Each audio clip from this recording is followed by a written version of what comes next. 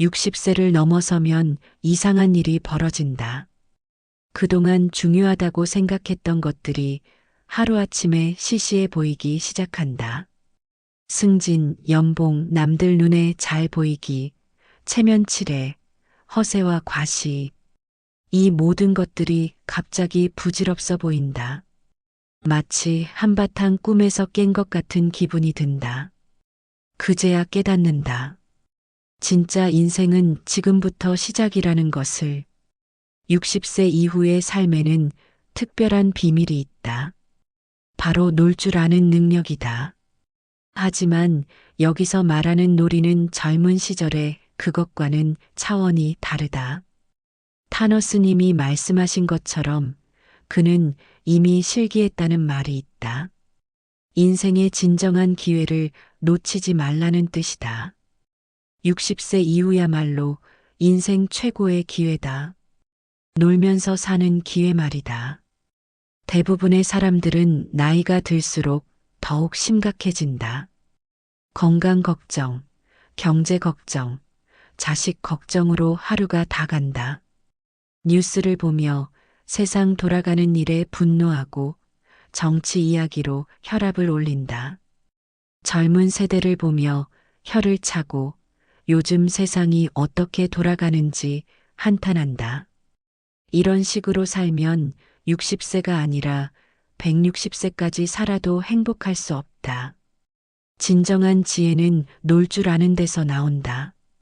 타너스님이 한국의 젊은이들이 갈수록 예뻐지는데 이들이 세계적으로 이름을 떨칠 때 구군이 상승한다고 하셨을 때 그 말씀 속에는 깊은 뜻이 숨어 있다. 아름다운 것을 아름답다고 인정하고 새로운 것을 새롭다고 받아들이는 여유로운 마음. 그것이 바로 진정한 놀이 정신이다.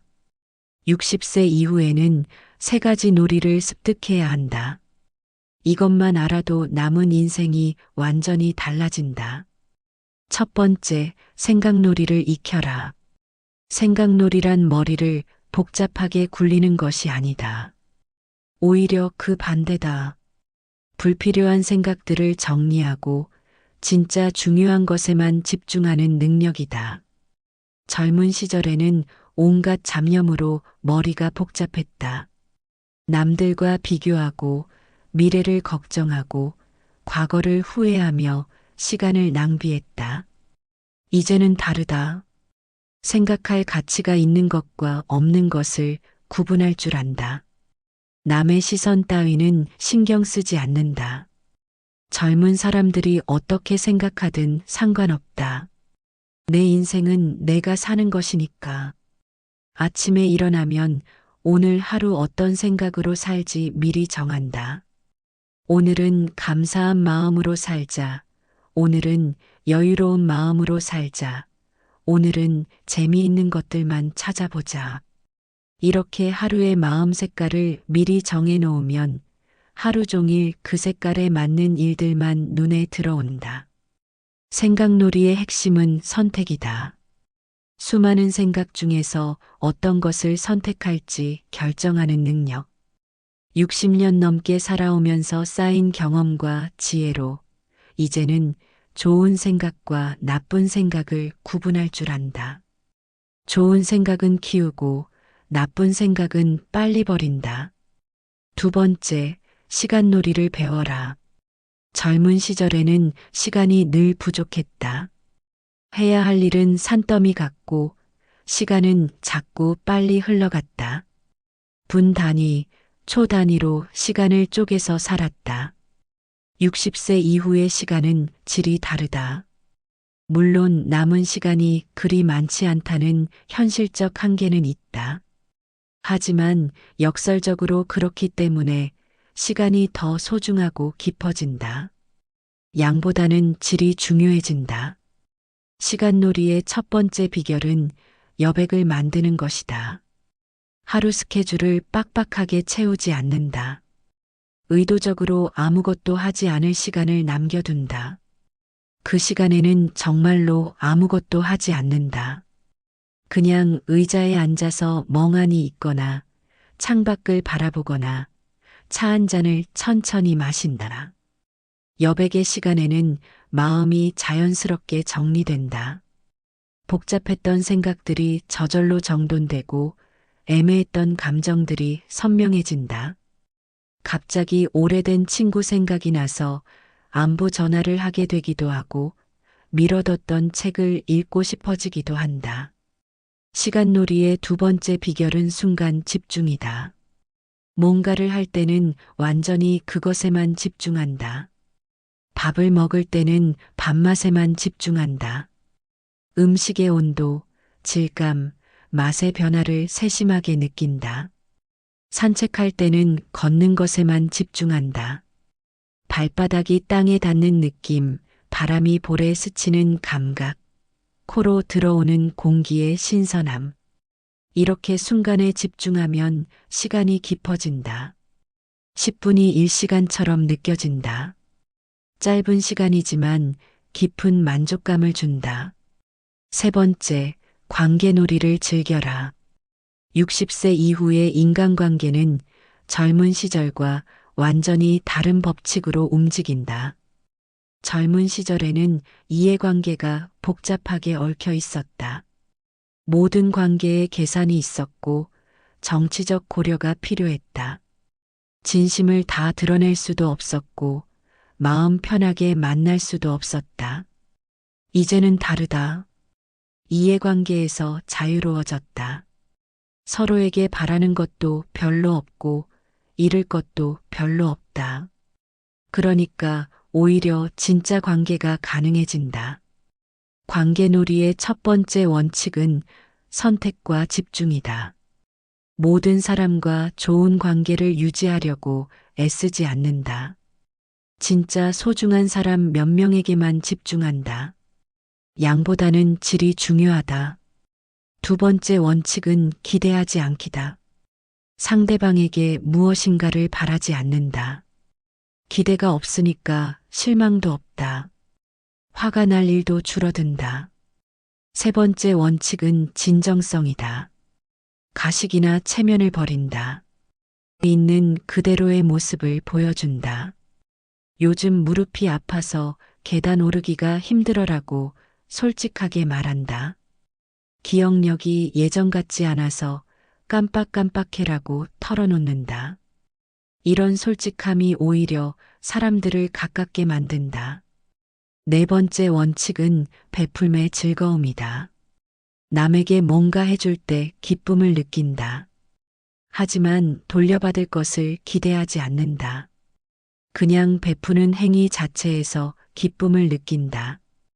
이 세 가지 놀이를 마스터하면 60세 이후의 삶이 완전히 달라진다. 매일 아침 눈 뜨는 것이 기대되고 하루하루가 소중하게 느껴진다. 놀이에는 몇 가지 공통된 특징이 있다. 첫째, 자발적이다. 둘째, 즐겁다. 셋째, 몰입한다. 넷째, 자유롭다. 60세 이후의 삶도 이런 놀이의 특징을 가져야 한다. 남이 시켜서 하는 것이 아니라 스스로 선택해서 한다. 의무감이 아니라 즐거움으로 한다. 아침에 일어나서 오늘은 뭘 하며 놀까라고 생각한다. 마치 어린 시절 방학 첫날 아침처럼 무엇을 해도 좋고 아무것도 하지 않아도 좋다.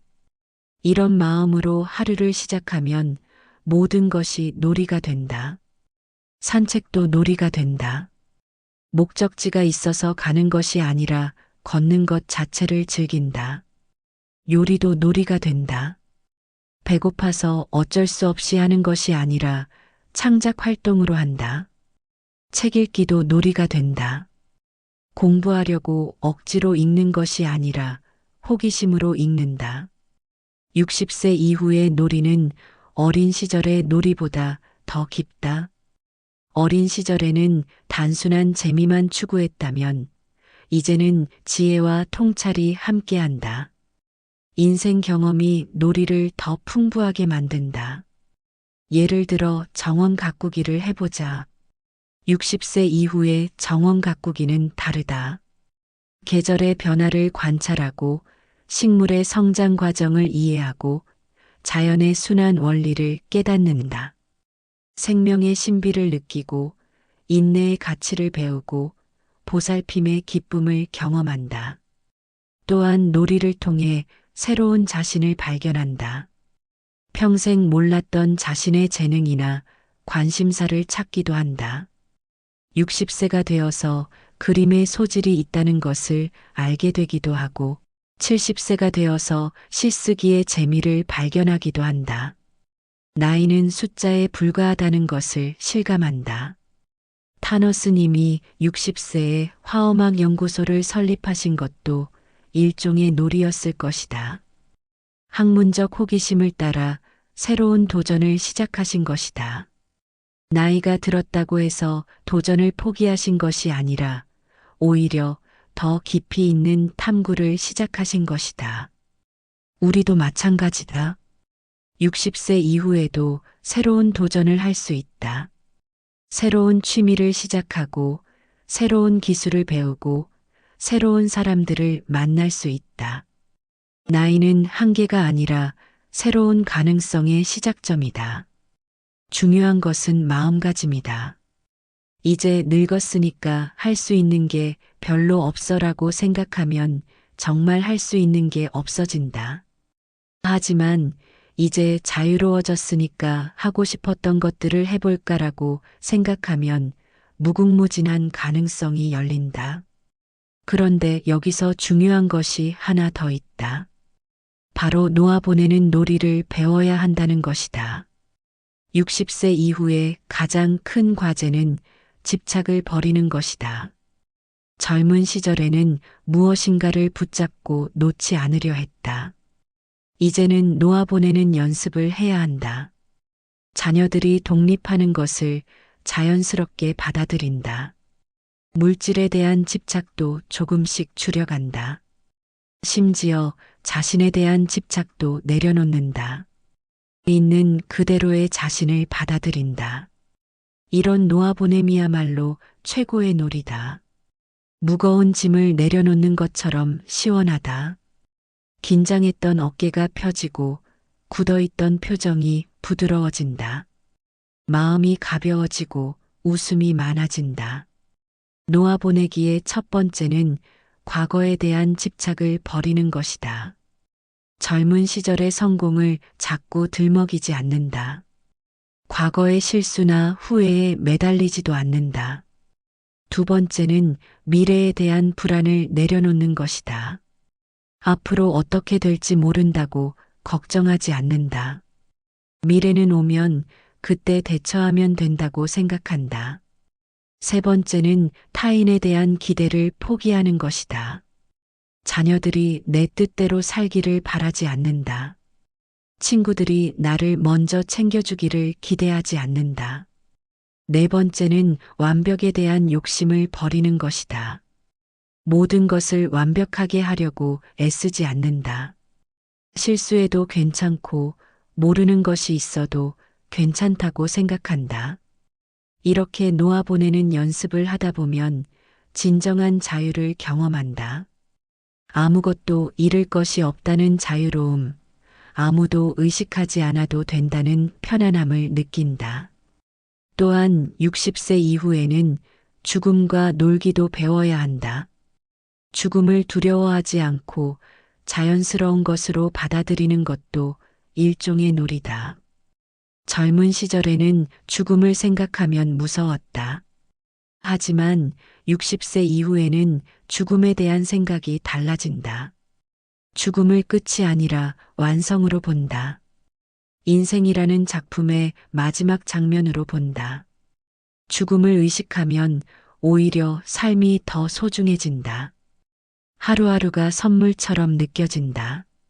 사소한 일상들이 특별하게 보인다. 내가 언제까지 살지 모르니까 오늘을 정말 잘 살아야겠다는 마음이 생긴다. 또한 죽음을 생각하면 정말 중요한 것과 그렇지 않은 것이 명확해진다. 죽을 때 가져갈 수 없는 것들은 과감히 내려놓는다. 돈이나 명예는 죽으면 소용없다.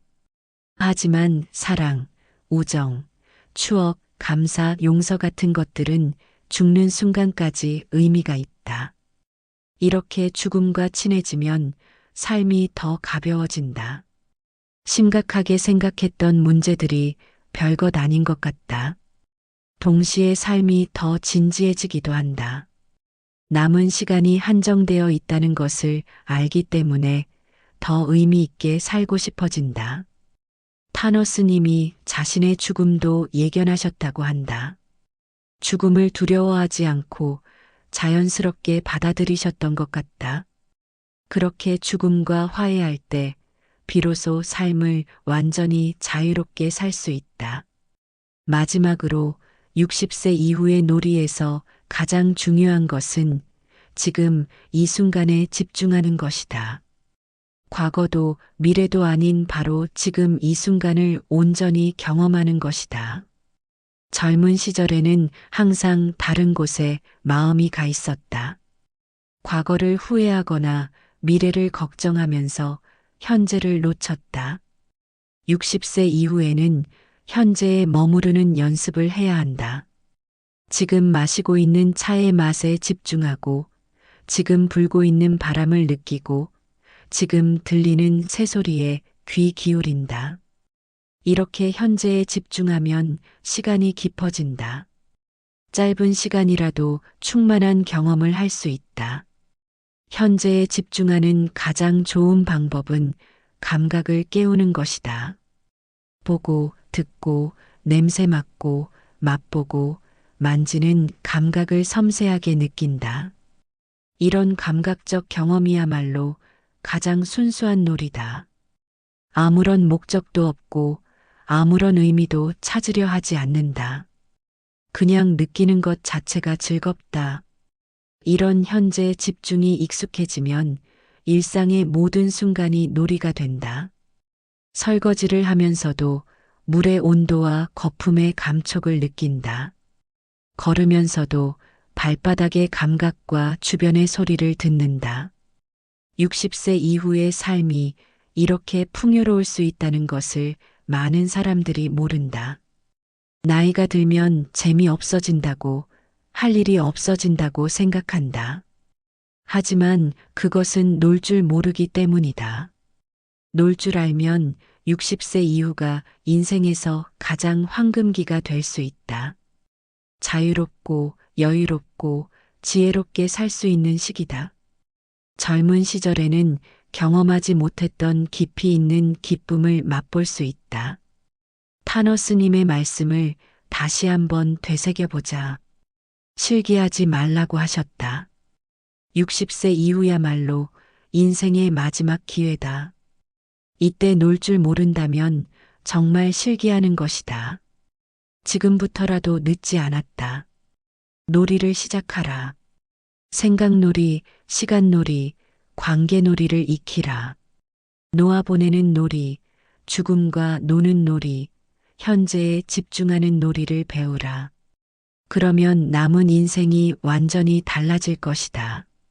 매일이 즐겁고 매 순간이 소중하고 매번의 만남이 의미 있을 것이다. 죽을 때 참 재미있게 살았다고 웃으며 말할 수 있을 것이다. 그것이야말로 진정한 성공이고 진정한 행복이다. 60세 이후에는 이것 말고 다른 무엇이 필요하겠는가? 오늘의 이야기는 여기까지입니다. 끝까지 들어주신 여러분, 진심으로 감사합니다. 저희 부처님 인생조언은 앞으로도 당신의 삶의 빛이 되는 소중한 한마디를 전해드리겠습니다. 구독과 좋아요로 마음을 나눠주세요. 감사합니다.